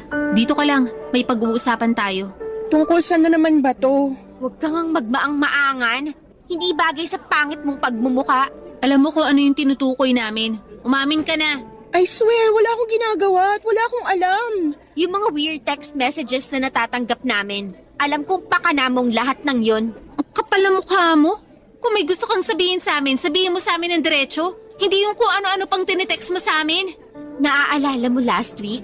Nung pabulong mo kaming pinagbantaan na kakarmahin din kami balang araw, ha? Eto na nga ba yung karmang sinasabi mo, ha? Umamin ka na lang, Jenny. Kasi hindi magtatagal, malalaman din namin yung totoo. Babalatan na talaga kita ng buhay babae ka. Nanggigigil ako sa'yo, magsalita ka. No offense pero bakit ko naman kayo pag-aaksayahan ng load? At isa pa, wala akong number nyo. Kaya please lang, tantanan nyo na muna ako. 10 minutes na lang bago matapos ang break ko. Kailangan ko pa mag-CR. Ang kapal talaga ng mukha ng babaeng yan. So, paano natin malalaman ngayon na siyang may kagagawa ng mga text messages kung ayaw niya namang umamin? Yun nga din ang iniisip ko eh. Ah, alam ko na. Ano? Pumunta tayo ng albularyo. Nagpapatawa ka ba? Kasi weird mo na rin yung Jenny na yun eh. I guess nakakahawa rin pala yung pagka-jologs ng babaeng yun. Seryoso ako ha. Alam mo ba yung pinsan ko? Nawawala ng gamit sa boarding house? Pumunta siya sa albularyo. Tapos nung kumonsulta siya doon niya nalaman na yung palang roommate niya ang nagnanakaw ng mga gamit niya. Be, common sense lang yan. Hindi yan dahil sa magic ng albularyo. Iisang tao lang ang kayang magnakaw ng gamit ng pinsan mo. At malamang, yung roommate niya yun. Kahit sino kayang i-figure out yan, kahit bobo pa. Be, sa tingin mo may choice pa ba tayo ha? Ito na lang ang natitira nating paraan para matigil na tong kalokohang to. Whatever. Sige, fine. Ipagpalagay na natin na pupunta nga tayo sa albularyo. Pero saan naman tayo maghahanap ng albularyo? Don't worry, pwede kong tawagan yung pinsan ko anytime. Sigurado ako may address siya ng albularyong pinuntahan niya. Kung gusto mo, tatawagan ko na siya ngayon din. Tapos diretso na tayo sa albularyo pagkatapos ng klase. Mukha pa ba akong may choice? Sige na nga, tawagan mo na. Oh, ito na. Hello, Kaz? Oy, kumusta ka na? Long time no talk. Hala, nakakaingit naman. Pero congratulations pa rin. In fairness sa'yo ah. Tingnan mo tong babaeng to. Hoy, yung address. Ay, oo nga pala, Kaz. Naalala mo pa ba yung kwento mo sa akin last year? Tungkol dun sa pinuntahan mo na albularyo? Loka-loka, hindi ako sinasaniban. Kailangan ko kasi yung address ng albularyo, Kaz. Uy, salamat. Maaasahan ka talaga. Wait lang, kukuha ko ng papel. Eto, yan, sulat mo dyan. Okay. 243 Narciso Street. Okay. Salamat. Okas, tatawagan na lang kita ulit mamaya ha. Matatapos na kasi break namin eh. Sige, Kaz. Bye. Ito naman, sobrang mainipin. Kaloka. Eh paano kasi chismis ka ng chismis? Matatapos na ang break, hindi mo pa rin nakukuha yung address. Okay na, chill ka na, be. Ito na nga, oh. Sandali lang, paano nga ba tayo matutulungan yung albularyo na yan, ha? Hindi rin ako sigurado eh. Pero ayon sa kwento ng pinsan ko, may pinapatak daw na wax ng kandila sa planggana na may tubig. Tapos, yung wax na galing sa kandila, nagiging kahugis ng tao o nung elemento na gumagambala sa'yo. Paminsan-minsan, may mga pinapasuot o pinapainom din sila sa'yo para daw layuan ka na ng mga masasamang elemento o masasamang loob. Ay, it seems like wala na talaga akong choice. Whatever, papatulan ko na tong katsipan na to. Grabe ka naman, be. Malay mo, baka makatulong sa atin to, di ba? Sana nga. At sana lang wala silang ipapakain o ipapasuot sa akin na kung ano-ano. Kadiri! Can you imagine? Ang arte mo naman, be. Ikaw na nga tong minumulto eh. Gaga, hindi totoo ang multo. I'm sure na pinaglalaruan at pinapaikot lang tayo ng Jenny na yan. Be, chika na lang tayo mamaya. Babalik na ako sa upuan ko. Sige, aabangan kita mamaya sa locker mo pagkatapos ng klase. Sabay tayong aalis ng school. Noong na-dismiss na ang klase, agad kaming pumunta ni Megan sa albularyo. Habang naglalakad kami papunta roon ay pareho kaming kabado kasi hindi namin alam kung ano ang sasabihin ng albularyo. Laking gulat namin nung sinabi ng albularyo na may matandang babae na sinusundan daw kami. At hindi raw ito matatahimik hanggat hindi nito nakukuha ang hustisya. Hindi ko alam kung ano ang gagawin ko nang narinig ko yon kasi sobra akong kinilabutan. Sinabi na lang ng albularyo na magdasal na lamang daw kami at yun lang ang tanging paraan para matahimik ang kaluluwa ng matanda. Pag-uwi ko ng bahay, nagiging mas malala na yung mga text messages na natatanggap ko. Kung dati ang natatanggap ko lang ay magpakabait ka na. Ngayon naman ay nagiging mas seryoso at mas nakakatakot tulad ng hindi kita titigilan hanggat hindi ka nababaliw. At palagi akong nagmamasid sa iyo. Kadalasan tinatawagan ko na lang si Megan para kahit papaano ay hindi ako matakot. Sabi din ni Megan ng mga panahon na yon na pati siya ay nakakatanggap na rin ng ganong klase ng mga text messages at palala na raw ng palala. Sinubukan kong i-block ang numerong nagte-text sa akin pero ganon pa rin. Laging may bagong mensahe na dumarating. Nang mga panahong yon ay naisip ko na parang imposibleng pinagtitripan lamang ako. Sino bang mag-i-effort na magpalit ng SIM card at gumastos ng pera para lamang takutin ako ng ganito? Lalo na't alam kong medyo mahal pa ang SIM card noong mga panahong yon. Kaya kahit ako ay unti-unti ko nang naiisip na baka nga may katotohanan yung sinabi ng albularyo sa amin. At baka nga ginugulo kami ng matandang nakaaway ko. Pakiramdam ko noon ay parang may puwersa sa likod ng lahat ng ito. Isang bagay na hindi ko kayang kontrolin o maipaliwanag. Para bang may matinding galit na naghihintay lang na magpakita sa akin, Papa Dudut. Jenny, halika dito. Bilisan mo! Anong kailangan niyo sa akin? Papatayin mo ba talaga kami sa takot, ha? Tumigil ka na. Sa totoo lang hindi ka na nakakatuwa. Oo, alam namin naging masama kami sa'yo. Pero parang sobra-sobra naman yata tong ginagawa mo sa amin ngayon. Una sa lahat, wala akong ginagawa sa inyo. At pangalawa, sa tingin niyo ba na may mas malala pa sa ginagawa niyo sa akin ngayon? Mahal ko yung studies ko. Pero nang dahil sa inyong dalawa, unti-unting nawala yung determinasyon at drive ko na mag-aral. Aminin mo na lang kasi na talagang may kinalaman ka sa mga messages na natatanggap namin. Wala akong kailangang aminin kasi wala naman akong ginagawang masama sa inyo. Sige, ganito na lang. Titigilan ka na namin ni Megan kung titigilan mo na rin ang kakatext sa amin. Agree ako dyan. So ano na, Jenny? Hindi naman kayo nakikinig sa akin eh. Hindi nga ako nagte-text sa inyo. Alam mo ikaw, artista ka rin eh. Patingin na lang kami ng cellphone mo. Ano? Saglit lang to. Uy, ibalik mo yan! Parang awa mo na! Wala kaming ibabalik sa'yo hanggat hindi mo sinasabi ang totoo. Akin na yan! Wala kayong karapatan para gawin sa akin to! Bakit sobrang defensive mo kung wala kang tinatago? Hoy Jenny, wala kaming balak kunin yung cheap mong cellphone.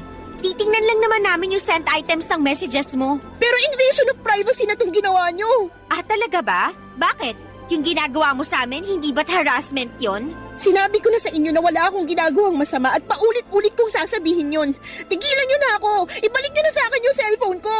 Gracie, may pin code yung cellphone niya. Pambihira. Hoy Jenny, ibigay mo sa amin ang pin. Wala akong ibibigay sa inyo. Talaga ba? Paano kaya kung basagin na lang namin tong cellphone mo para matigil ka na sa kakatext mo sa amin ni Megan? Huwag mong gagawin yan, please! Pinag-ipunan ko cellphone na yan! Ibalik nyo na lang sa akin yan, please! Parang awa nyo na! Okay. Pero sisirain na lang namin tong SIM card mo. Gracie, please! Nagmamakaawa ako sa inyo! Megan, ibalik mo na yung cellphone niya. Ha? Bakit naman, B? Ibalik mo na lang. Sige na nga. O, yan na. Maniwala kayo, hindi ako nagte-text sa inyo. Wala akong hinaharas na tao. Hindi ako katulad nyo. B, bakit mo naman ginawa yun? Alam mo nakakaasar ka. Malapit na natin malaman yung totoo eh. Megan, hindi si Jenny ang nagte-text sa atin. Tingnan mo to, kakarating lang yan.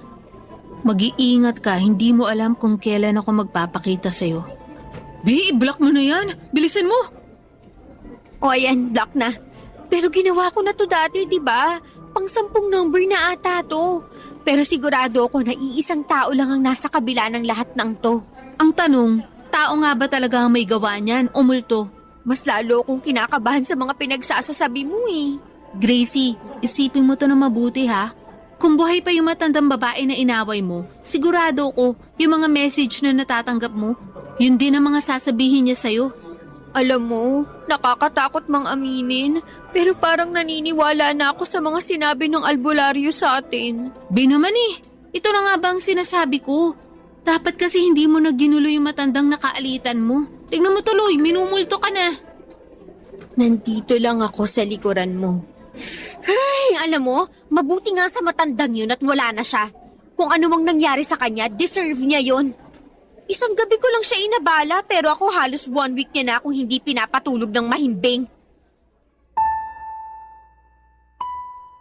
Gustong gusto ko nang palitan ng cellphone at SIM card ko ng panahong yon, Papa Dudut, pero dahil nga na naka-postpaid ako at nakapangalan pa kay Mommy ang cellphone at plan ko ay wala akong magawa.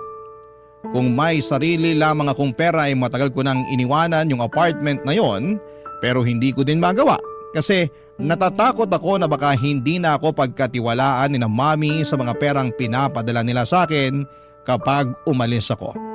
Kaya't wala akong nagawa kundi ang lunukin at tiisin ang kaba at takot tuwing nakakatanggap ako ng mga mensahe. Akala ko noon ay wala nang mas lalala pa sa mga natatanggap kong messages, pero nagkamali ako.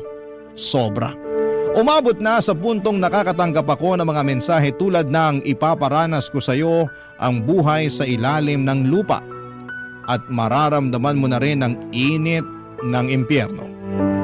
Parang wala na akong ligtas at kahit na anong gawin ko ay hindi ko pa rin maiiwasan ang mga mensaheng yon. Gaya ng dati pinipilit kong i-block ang mga numbers pero wala pa rin po itong epekto. Kasi patuloy pa rin dumarating ang mga mensahe mula sa iba't ibang number. Hindi ko na rin pwedeng pagbintangan si Jenny. Kasi nakita ko naman kung paano dumating yung text message sa phone ko habang hawak namin ni Megan yung cellphone niya nung panahong yon. Kaya doon ko na talaga na lamang tinanggap na ginugulo na ako ng matanda kong kapitbahay. Dahil doon ay sinimulan ko na magtirik ng kandila sa labas ng dating apartment ng namayapang kapitbahay ko. Gabi-gabi na rin po akong nagdarasal na sana'y matahimik na ang kaluluwa niya at tigilan na niya ako. Papa Dudut, ang bawat dasal ko ay umaasa na sana'y marinig niya at magbago na ang lahat. Napapraning na rin po ako tuwing nasa kwarto ako kasi tuwing tinititigan ko ang pader ng bedroom ko ay naaalala ko kung paanong walang patid na pinaghahampas ng matanda yung pader. Para lamang tumigil ang ingay nung unang party ko dito. Papa Dudut, mas lalo ako nasiraan ng bait nung isang beses. Habang nag-aaral ako ay biglang may narinig akong sobrang lakas na kalabog mula sa katabing apartment na noong panahon na yon ay bakante na. Nung hindi ko pa sigurado kung ano yung ingay kaya't unti-unti ko nilapitan ang pader ng kwarto ko para matiyak ang narinig ko. Ilang segundo lang, dito ko na nga narinig at naramdaman ang napakalakas at nakakagimbal na paghampas ng pader.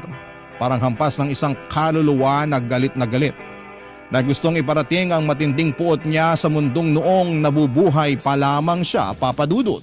Barangay Love Stories. Barangay Love Stories. Halos masiraan ako ng bait at mabaliw sa takot, Papa Dudut. Kaya tuwing natutulog ako nung araw na yon at sa mga sumunod pa na araw ay nilalakasan ko na lamang ang TV at gumagamit na lamang ako ng earphones at MP3 player para kahit papaano ay matakpan ang lahat ng tunog at ingay sa paligid. Yung cellphone ko ay lagi nang naka-silent mode o kaya naman ay pinapatay ko.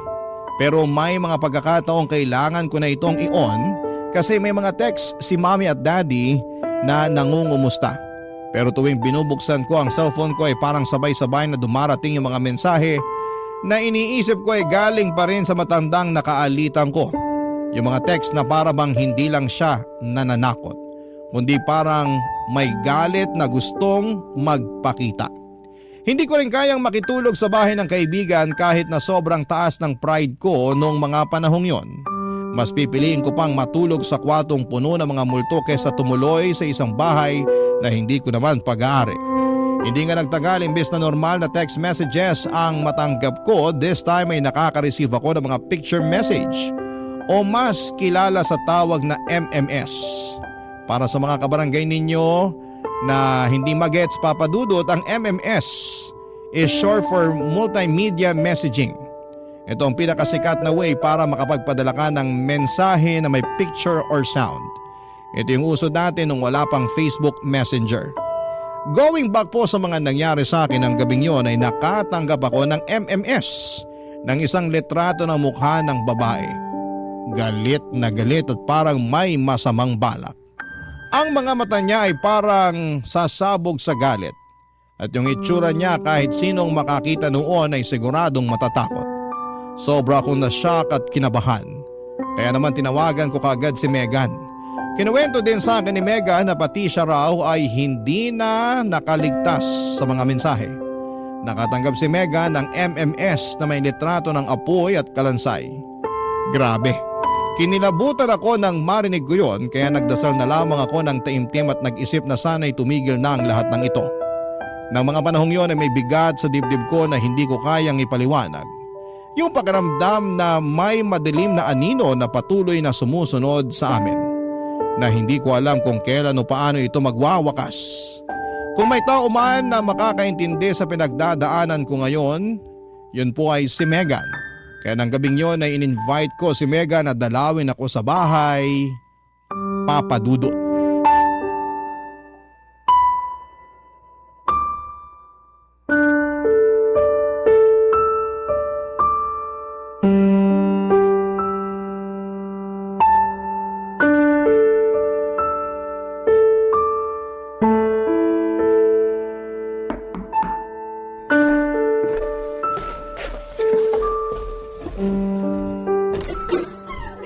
Salamat naman at nakarating ka na. Akala ko hindi ka na pupunta eh.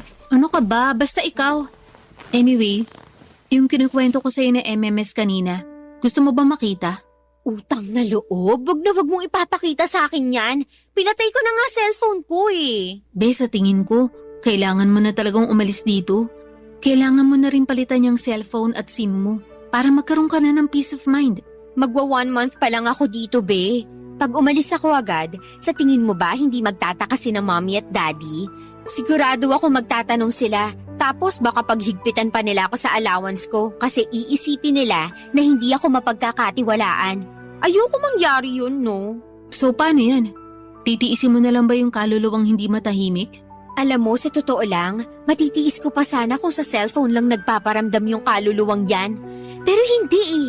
Nung isang araw, may humampas sa pader. Dinig na dinig ko yung malakas na ingay mula sa bedroom ko. Kinilabutan ako, parang may malakas na puwersa na humampas.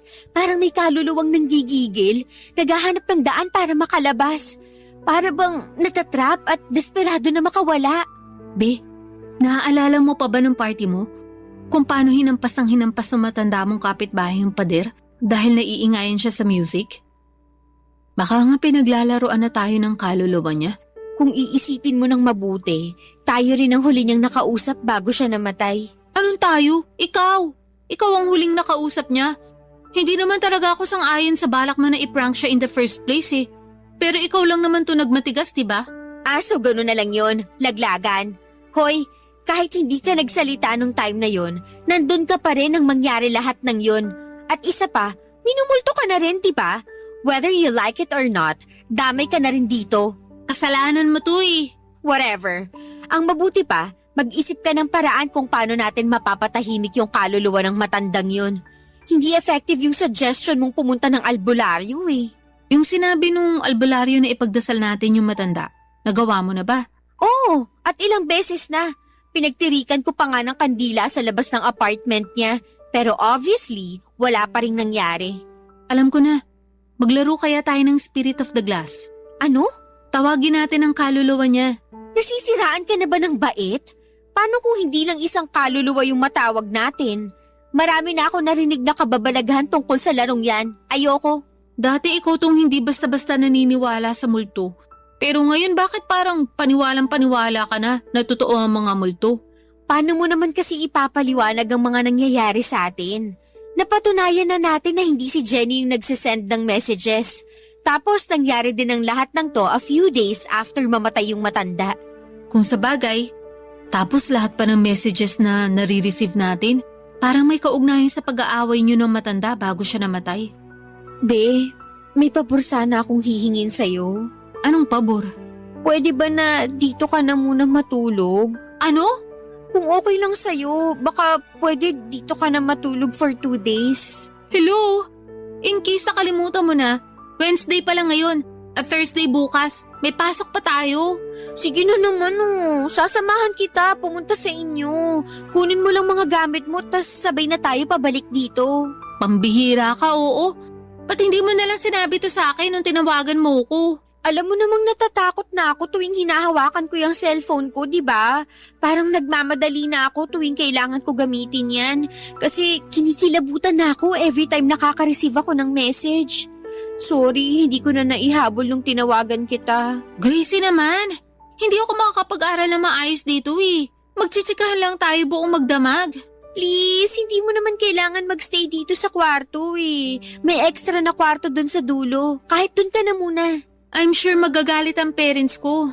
Ako na mismo ang kakausap sa kanila. Sasabihin ko na may school project tayo. Pero paano yung mga damit ko? Alam mo, ikaw, pakiramdam ko nagdadahilan ka na lang eh. Ay, o siya, sige na nga. Pero kailangan mo akong samahan ah.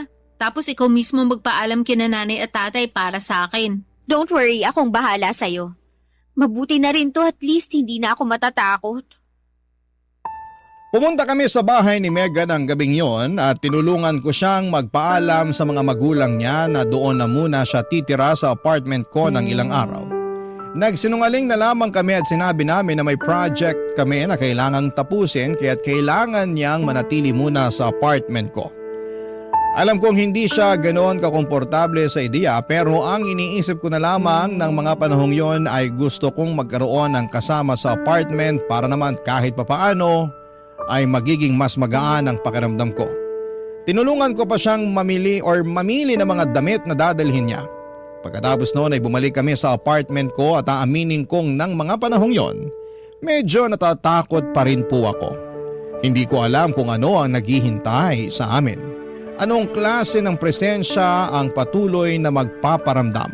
Ang mga text messages, yung kalabog sa katabing apartment, lahat ng yon ay parang nagsisiksikan sa utak ko. Pero kahit papaano at least may kasama na ako. Hindi ko na kailangan pang mag-isa sa lahat ng takot at kaba. Naisip ko na kahit papaano may kasamahan na ako sa pagtahak sa hindi ko kayang ipaliwanag. Alam kong sinabi ko na kay Mega na sa extra na kwarto siya matutulog sa apartment ko pero nang makabalik kami ay hindi ko kinayang magstay na mag-isa sa kwarto ko. Hindi ko kayang tignan yung pader na malapit sa kama ko. Yung mismong pader kung saan ay nagpaparamdam ang matanda before and after niyang mamatay. Kaya't kinausap ko si Megan at kinumbinsi ko siyang doon na siya matulog sa kwarto ko.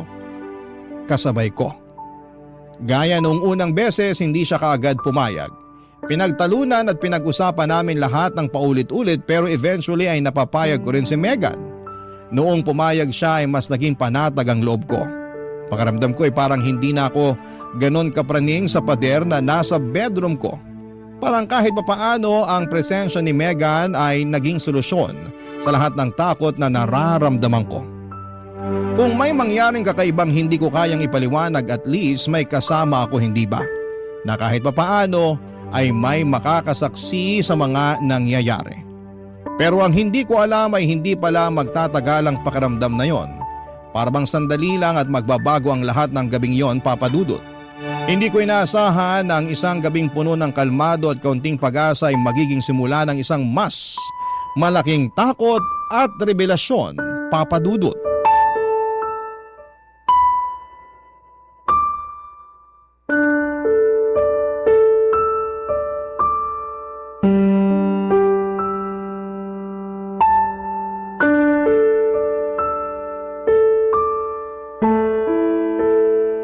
O ayan na, pumayag ka na, wala nang bawian. Alam mo kung anong hindi ko magets?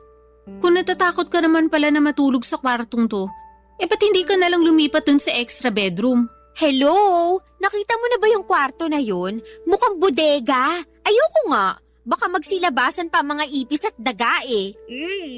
Ah, ganun. So bakit inalok mo sa akin yung kwartong yun? Naman, wala naman sana akong balak na doon ka patulugin, no? Kaya ako lang naman inalok sa'yo yung kwarto na yun kasi ikaw lang naman tong nag-aalala na baka hindi ka makapag-aaral ng maayos kung dito ka matutulog sa kwarto ko. Remember? May point ka dyan. O sige na, lilipat na lang ako. Huy, ano ka ba? Wag! Dito ka lang! Joke lang? Napag-usapan na natin to eh. May magagawa pa ba ako? Thank you, be. Nga pala, may natanggap ka na ba na kakaibang message ngayon? So far wala. Ikaw be? Sa awa ng Diyos wala rin. Sana nga magtuloy-tuloy na para hindi na ako mapraning. Sobrang hassle kaya kasi kailangan laging naka-on yung cellphone ko in case na magpadala ng pera si na mami. Wag mo nang isipin yun. Kasi nandito naman ako eh. Be, sa tingin mo ba babalikan pa tayo ng matandang yun? Sana lang hindi na. Be, alam mo, may naisip akong idea. Ano naman yun? Paano kaya kung subukan kong tawagan yung number na nagpapadala sa atin ng weird na text messages? Ha? Pero ginawa mo na yan dati, di ba? Huwag mo nang gawin yun. Sayang lang oras. Tapos baka magambala mo na naman yung kaluluwa ng matanda. Be, isang beses ko lang ginawa yun kasi nga natatakot ako. Pero ngayon na nandito ka na, mas malakas na ang loob ko na gawin to. Sige, pagpalagay na natin na kaluluwa yung sasagot sa phone. Pero siguro okay na rin yun. Malay mo, may makuha tayong sagot sa mga tanong natin, di ba? Gracie, wag na. Kumalma ka nga, isang phone call lang to. Walang mangyayari sa atin, ano ka ba? Huwag ka nang kabahan dyan. OMG, ano yun? Teka lang, saan ang gagaling yun?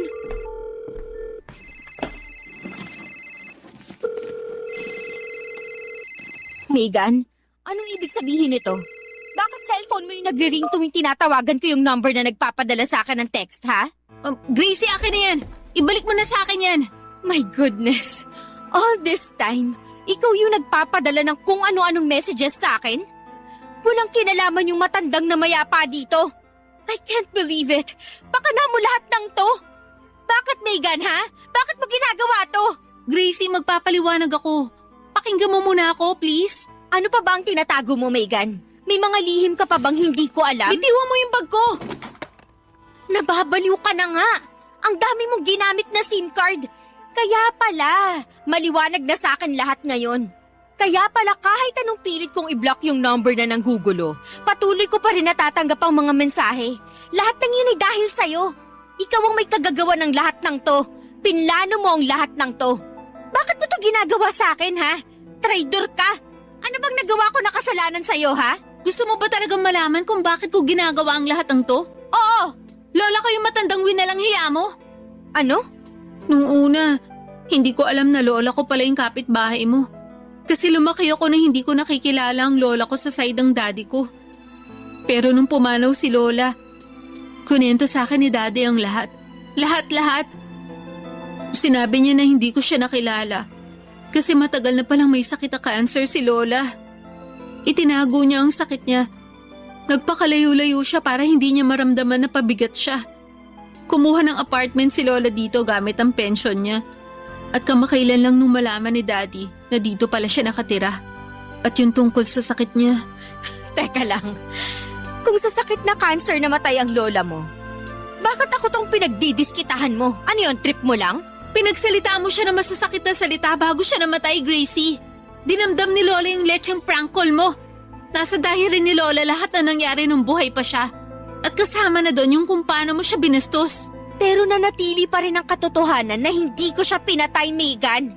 Ang galing mong umacting. May panakatanggap din ako ng messages kapag nalalaman. Pero ang totoo, ahas ka rin pala, backstabber, traidor. Alam mo, yan ang problema sa'yo ever since eh. Wala kang pakialam sa nararamdaman ng mga tao sa paligid mo. Kulang ka sa simpatsya. Puro sarili mo lang ang iniisip mo. Napaka-selfish mo, Gracie. At nagpadala ako sa lahat ng kagagahan mo. Kung makapagsalita ka, akala mo kung sino kang santa. Hoy, para sabihin ko lang sa'yo, kasama ka sa mga pang-aaping ginawa ko. Lalong-lalo na sa school. Kaya wag na wag kang magmamalinis, Megan, kasi pareho lang tayo. Siguro nga, naging kasing sama kita. Pero hindi na ngayon. Na-realize ko na ang mga taong tulad mo ay hindi na magbabago. Nagsisisi ako kung bakit naging kaibigan pa kita. Aaminin ko, naimpluwensyahan mo ko sa lahat ng kagagahan mo. Pero nung nalaman ko na lola ko pala yung binuli mo, nagising ako sa kagagahan ko. Sa totoo lang, gusto pa sana kitang turuan ng leksyon eh. Pero nabuking mo na yung pinakatatago kong sikreto. At wala nang dahilan para maging magkaibigan pa tayo. Yung kalabog sa pader, yung messages na natanggap ko nung pinagtutulungan natin si Jenny. Paano mo ginawa ang lahat ng yon, ha? Talaga ba, Gracie? Wala man lang kahit konting bahid ng pagsisisi dyan sa mukha mo. Binigay sa akin ni Daddy yung susi ng apartment dahil ako ang inutusan niyang kumuha ng mga gamit ni Lola. At yung natanggap mong message habang binubuli natin si Jenny, binigay ko sa classmate natin yung cellphone ko. At inutusan ko siyang isend yung message sa mismong oras ng pagkikita natin kasama si Jenny. Sobra kong nawindang sa mga nangyari ng gabing yon, Papa Dudut. Alam kong marami sa ating mga kabarangay ang magagalit sa sasabihin kong ito pero hindi ko kayang baguhin ang kwento ko at magtago pa sa isang kasinungalingan. Aaminin ko na imbes na makaramdam ako ng lungkot at pagsisisi dahil lola pala ni Megan, yung pinagsalitaan ko ng masama bago ito pumanaw ay mas naging masaya pa ako. Kasi yung kalabog sa pader at mga text messages na natanggap ko ay hindi pala galing sa multo. Pero doon ko rin na-realize na yung nag-iisa kong tunay na kaibigan na matagal ko nang kasama, iniwanan ako ng ganon na lamang. Naisip ko na baka may kasalanan ako dito pero pakiramdam ko rin ng mga panahon na yon na parang wala akong kasalanan. Sobrang gulo ng mga bagay na tumatakbo sa utak ko ng time na yon. Kaya naman minabuti kong magpunta sa psychiatrist para maliwanagan ako. At doon ko nalaman, Papa Dudut, na meron pala akong narcissistic personality disorder. Isang mental illness kung saan ang isang tao ay hindi nakakaramdam ng awa o pagsisisi sa ibang tao. At kung saan nakakaranas ng saya kapag nakakapanakit pa ng iba. Nung unti-unting ipaniwanag sa akin ng psychiatrist kung ano ang tungkol sa sakit ko at sa tulong na rin ng mga gamot ay doon ko po na-realize kung gaano ko nasaktan ang mga tao sa paligid ko. Yung mga bagay na para sa akin ay maliit lang at katuwaan ay nagdulot pala ng matinding trauma at takot sa mga taong nabiktima ko. Noong nagsimula ng mag-work ang treatment ko sa aking psychiatrist ay sinubukan ko ring mag-reach out kay Megan. Pero hindi na niya ako pinatawad pa hanggang sa tuluyan na kaming naghiwalay ng eskwelahan. Sa totoo lang, ang dami ko pa rin tanong kay Megan pero mukhang hindi na masasagot ang mga katanungan ko na mga yon kasi binura na ako ni Megan sa buhay niya. Ngayon ko lang din na-realize na hindi sapat ang isang sorry para ayusin ang lahat. Kung ganon lang kadali ang lahat, edi sana matagal na nating na-achieve ang world peace. Sa kasalukuyan, isa na akong freelancer at sa totoo lang ay dito pa rin ako sa apartment nakatira. Ngunit 2 buwan mula sa ngayon ay lilipat na ako sa condo na nabili ko sa Metro Manila. Tatalikuran ko na ang nakaraan at mga masasamang alaala at patuloy kong pagsusumikapan, Papa Dudut, na maging mas mabuting bersyon ng sarili ko. Ang inyong forever kapuso at kabarangay, Gracie.